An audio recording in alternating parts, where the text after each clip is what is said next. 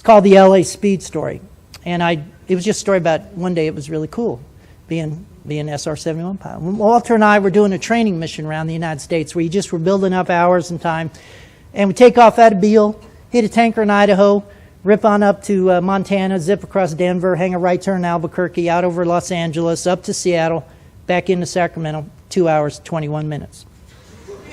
And you just do that then you do it backwards, and you hit a tanker or two. It was just to gain crew coordination, build your hours. We're on our last training mission. We're over Tucson. I can see downtown LA from Tucson. We're at 89,000 feet. I can see the whole western United States bathed in a warm October fall glow.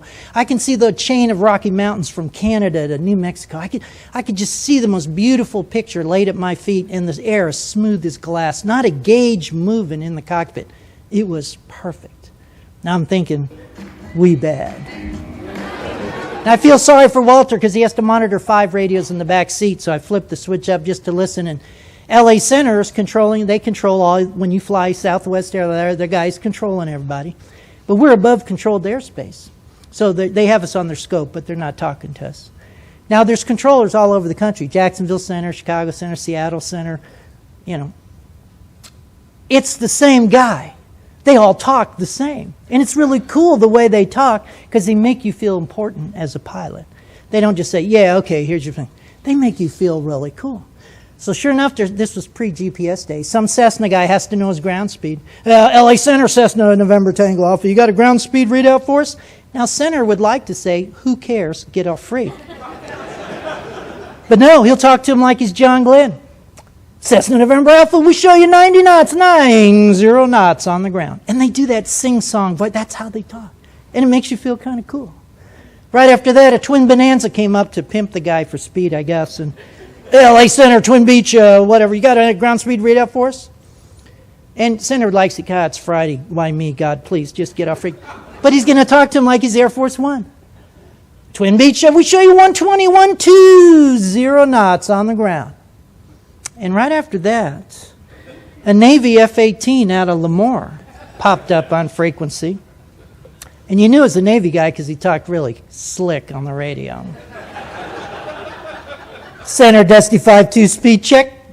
And I'm thinking, wait a minute. Dusty 5-2 has a ground speed indicator and that $1 million F-18 cockpit. It's right there in the heads-up display. Why is he calling Center to broadcast his speed? I get it. We have just the meanest, baddest, fastest military jet in the valley today. We're taking our little Hornet jet over Mount Whitney and ripping across Death Valley. And we want everyone from Fresno to the coast to know what real speed is. And you can almost hear a little glee in the controller's voice like, we have put an end to this. Dusty 5-2, we show you 620, 620 knots across the ground. And it was that across the ground. See that little knife like, I hope nobody else has the nerve to get on frequency now.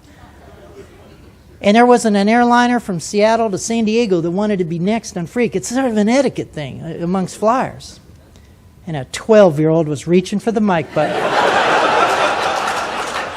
And I thought, oh, no, wait, Walter's in charge of the radios. I flew single seat all those years, but I'm in the family model now, and I wanted, no, it's the Navy. They must die. They must die now. And I thought, no, but if I do, I'll upset Walter, and I want us to be a good crew. And at that moment, I heard a click of the mic button in the back seat.